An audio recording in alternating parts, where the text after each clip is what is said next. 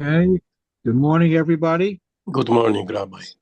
Uh, I want to return to a topic we've talked about before, the area of Jewish medical ethics. It's a very important area of halacha.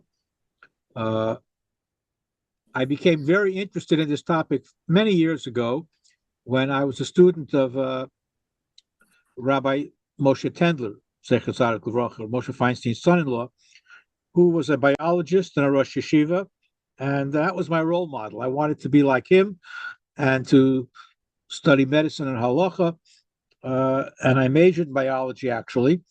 But then I switched my major when I realized I didn't want to spend the rest of my life looking through a microscope. That's another story.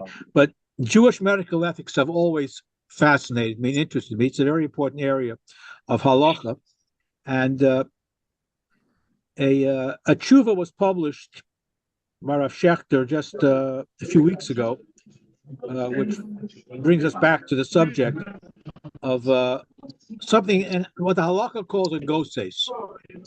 A goses is a person who is dying, not just terminally ill, but actually is on the way to die.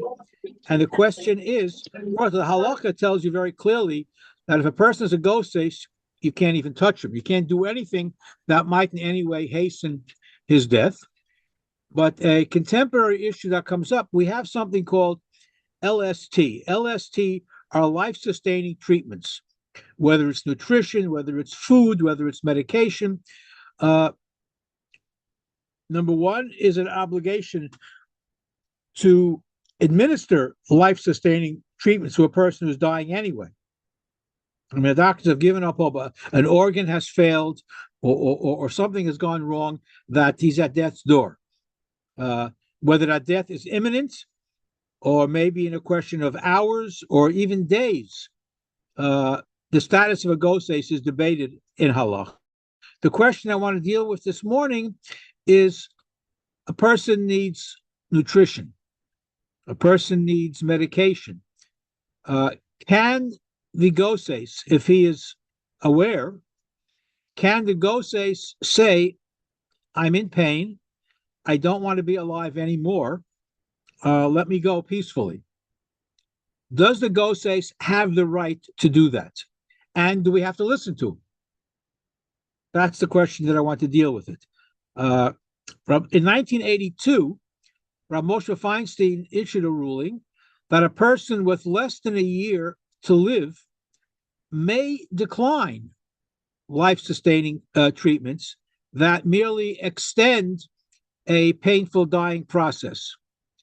And his argument was that the obligation to save a life, lo samod al dam reyachov, so to speak, does not apply in this particular setting, which was a radical ruling. Many poskim, Shlomo Zalman Auerbach, Rav Moshe Sternbuch, agreed with him. So you have on what to do. If a person is in pain, a person is going to die anyway, according to Rav Moshe, he has the right to decline life-sustaining treatments, whether it's nutrition, whether it's medication. He wants to go. And according to Rav Moshe, he has that right. On the other hand, other prominent Rabbanim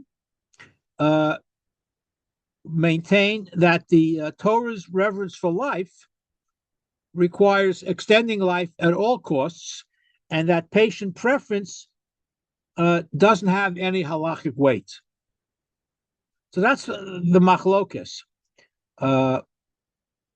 And many different Rabbanim have weighed in there. Artificial nutrition and hydration may be withheld from a patient who's terminal, as long as doing so doesn't cause immediate death. In other words, you can't do anything that as a result of your immediate action, something else is going to happen. If you withhold a certain medication, or if you withhold food or liquid, the person will die within moments. That you can't do. But if a person is dying in the process, and it's going to happen anyway, and nothing you can do is going to stop it, then if the person says, I'm in pain, let me go, according to many Gedolim, you have to listen to him. And that's a fascinating debate among the Gedolim. This includes oxygen, nutrition, liquids, because these are what are called natural necessities, which everybody needs. But the debate still rages. Intermittent treatments, for example, antibiotics, blood transfusions, may also be discontinued in between cycles, according to those lenient opinions. Rav Schechter entered into this debate initially in 84 with a different framework.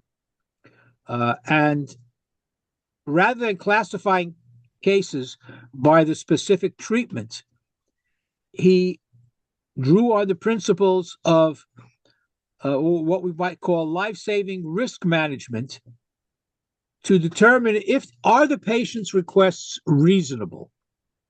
That's a different category now. If a term, this was initially Rabbi Maurice Lamb, Norman Lamb's brother, who's a medical ethicist.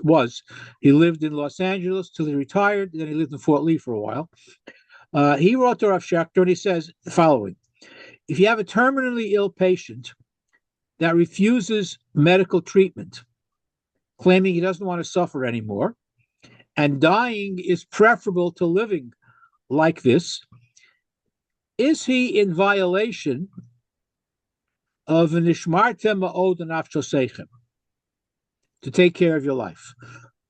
And doesn't ask him directly, can you withhold these life-sustaining medications or treatments? Is he in violation? Now, sometimes Rav Schechter at that time answered that sometimes you can coerce a person to accept certain treatments, which are being rejected for nonsensical reasons. For example, a guy is dying, he's in terrible pain, and he doesn't want to be hooked up to a machine because it involves Chilul Shabbos, which is a silly thing, because when your life is in danger, then the Shabbos is secondary. So that type of thing is a different scenario. But if a person would rather die than be in pain, does that violate the Nishmarta Ma'od? Which principle takes precedence? The need to preserve life, or a person's desire to cease being in pain? And there are times where you have to compel treatment, and there are times where you might not have to do that. For example, there are some poskim that in certain situations we weigh whether the potential benefits are outweighed by the significant risk or damage to continued painful dying process. And Rav Schechter makes the following distinctions. He says, if it can be assumed that anybody in this scenario would want the same thing, that's one determinant. If most people would not, then we compel him to take the medication. On the other hand, if most people would say, let me go, then you would let him go. If it's a question of when you override the patient's requests. You can't inflict suffering by administering treatment. There's mental trauma, for example. However, it depends on the patient's judgment. So we are relying on a patient to tell us pretty much what the halacha would be in this situation. There's a lot of latitude, apparently, according to Rav Schechter, for patient choice. He suggests that the duty to save a life is I guess, calibrated or measured against the person's own assessment of how much pain is bearable and worth enduring. If a person, again, is dying, he's in pain, but he wants to see his grandchildren one last time. And he'll do whatever he can to let that happen, even if it means more pain. So obviously, he wants to stay alive a little bit longer. On the other hand, if he said, I'm done, then you let him go. In another tshuva, which was just published, as I say, a few weeks ago, to another California rabbi, interestingly enough, and he says he applies the same reasoning to food and water, and he makes a distinction between acts of compassion, which are a mitzvahs kumase, the positive action, and mitzvahs of omission, shev al tasa. You don't always have to do something. Depends on the situation. I have a summary here. The actual tshuva is fairly short. But let me read part of it.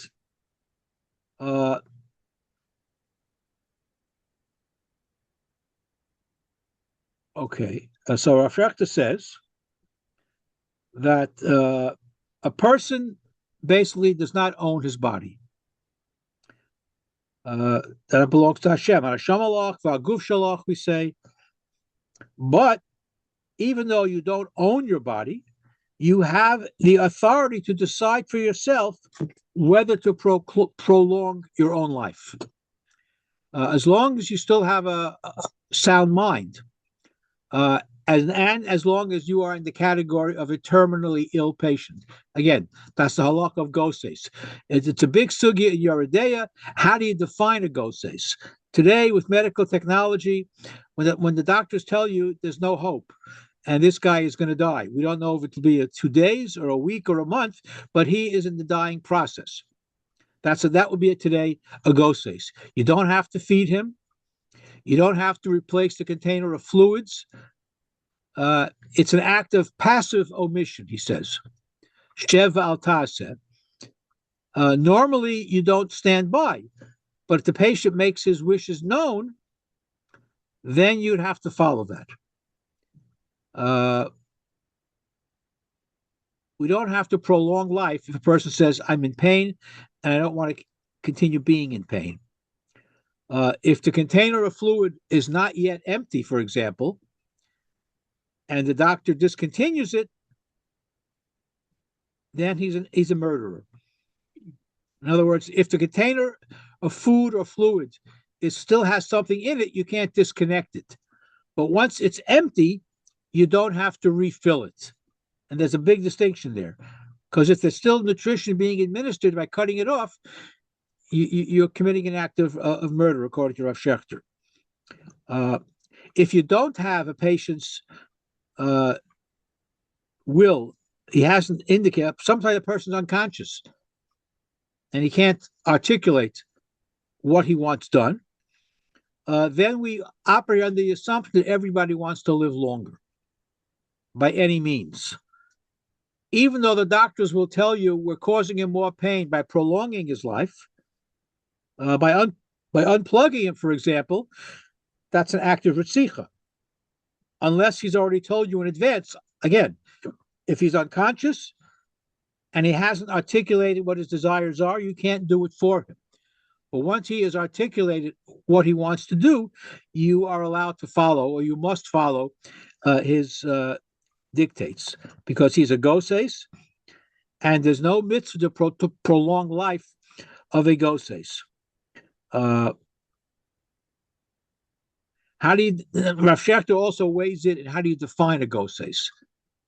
And because there's a big machlokus about that, and he basically says if an organ has shut down or blood is no longer flowing, then that person's a goses, and therefore there's no mitzvah to prolong life. So, as I said before, Jewish medical ethics are a very difficult area because it combines two different concepts. You have the notion of prolonging life, which is a major Jewish value, But then you have another halakha that says you don't want to cause a person to be in additional pain or suffering. And ultimately, the person himself is the determinant, as long as he is aware and conscious. If he's not conscious, then you have to do whatever you can to prolong life. But clearly, unplugging a heart-lung machine or unplugging a nutritional thing without a person's permission clearly is an act of murder. So this was just published in the current issue of Hakira, which is a journal of Torah thoughts, which you can buy on Amazon, by the way, if you don't have a subscription. Rav Schechter's tshuva was printed there, and as I say, it just issued a few weeks ago. So this is up to date about artificial feeding in terminally ill patients. An artificial nutrition or medication can be discontinued if it's articulated by the Goses himself. That's and again, not everybody agrees with this.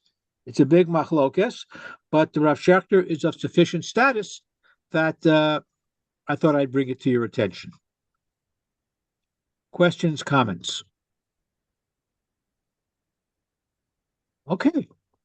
It's not the most joyous topic to talk about, but unfortunately, people are living today to older ages than they did in the past.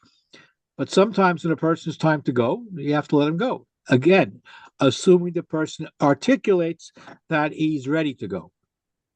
Some people want to hold on as long as they can. Some people defy the doctor's judgment on whether death is imminent, which is why the definition of goses is so wrapped up in machlokes, because there are times, we know, there are times when doctors are giving up all hope, and everybody says Tehillim, or people are praying, whatever, and the person miraculously recovers and lives on for a few more years. These are questions that are difficult to determine, and you need somebody with very, very broad shoulders to come out and make a statement. But he had on who to rely, since Rav Moshe initially seemed to go in that direction. Okay, that's what I wanted to share with you today. No questions. Wonderful. Okay, I guess we're all in agreement then. Have a wonderful day, everybody. Thank you, Wally. Have a good day. Be safe out there. Stay dry. All right, stay dry. That's right. Hopefully we won't have to deal with these issues. Good morning, Anish. Good morning. Raining in Poland.